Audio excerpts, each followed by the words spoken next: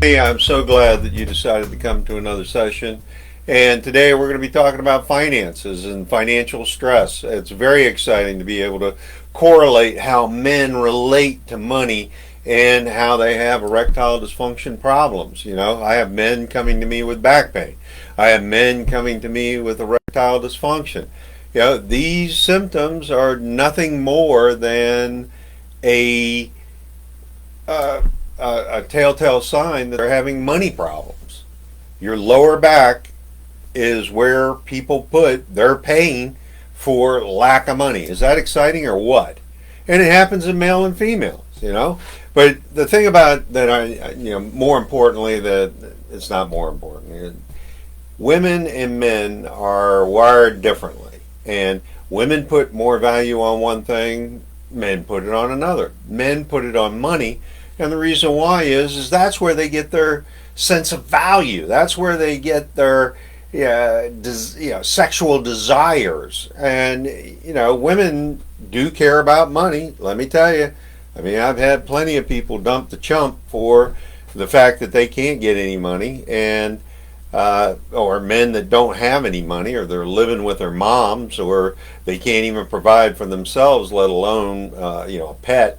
So most spouses aren't really turned on by money. Men are.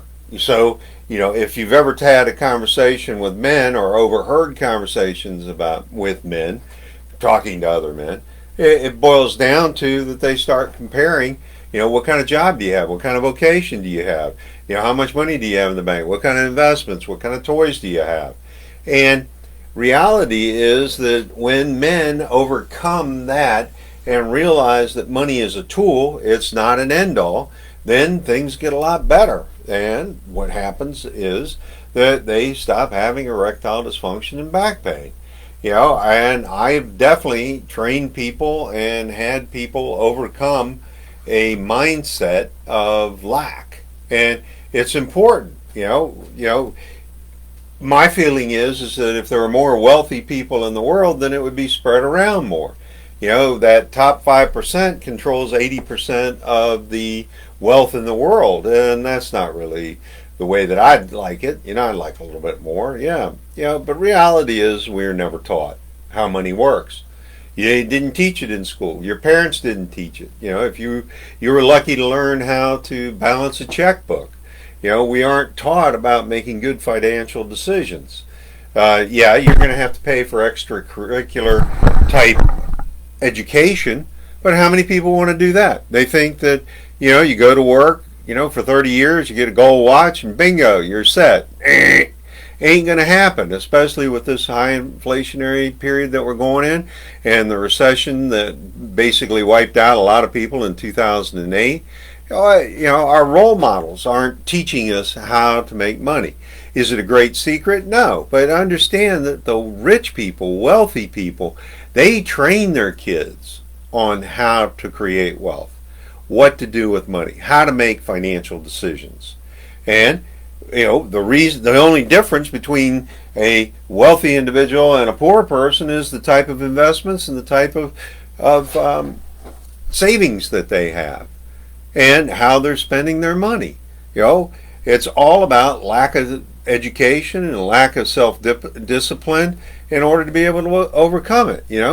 One of the things that needs to happen is you need to start hanging out with people that are richer than you. And remember one thing, if that person's got a lot of gold and silver and chains and diamonds and, Coach purses, guess what? They aren't rich.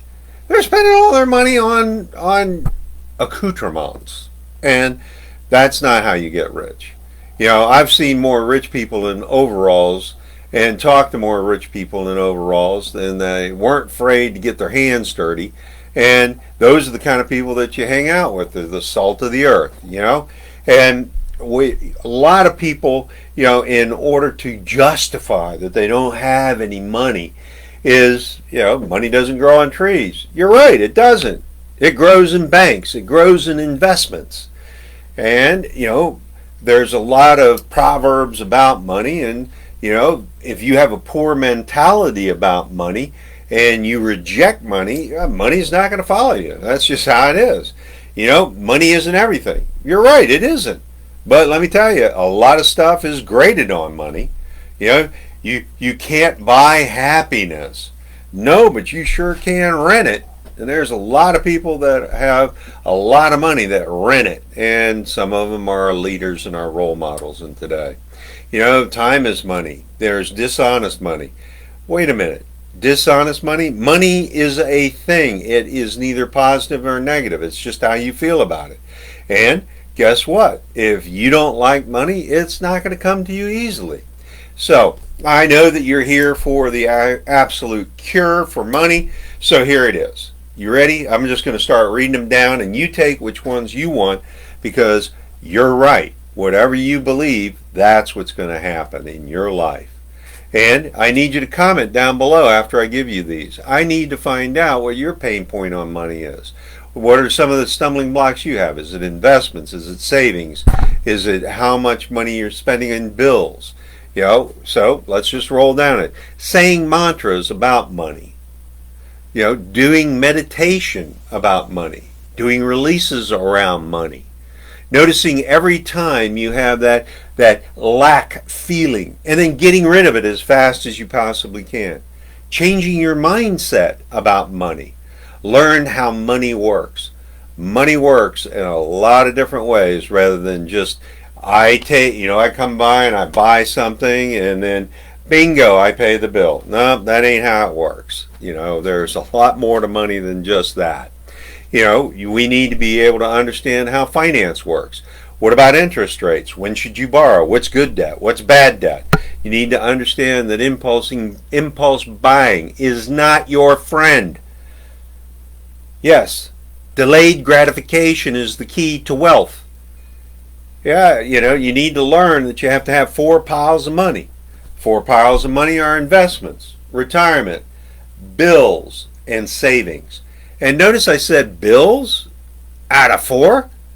Guess what? You should be living on 60% of your income. Oh no! I just saw it. You right there. You rolled your eyes. You're the guy that needs to go out and get 2 more jobs. You're not working enough. You don't understand money. If you understood money and how to develop relationships around money and understand how to be able to have good debt and bad debt, you wouldn't roll your eyes. I'm telling you, this stuff is simple. All you have to do is follow through and change your mindset and get some good old habits, right? Emotional intelligence. Yeah. Have I lost a lot of money? Yeah. Was it bad decisions? Yeah. What else can I tell you? It's not rocket scientist. There are a lot of people that want to get your money, and they have larceny in their hearts. If you have larceny in your hearts, they're going to get your money.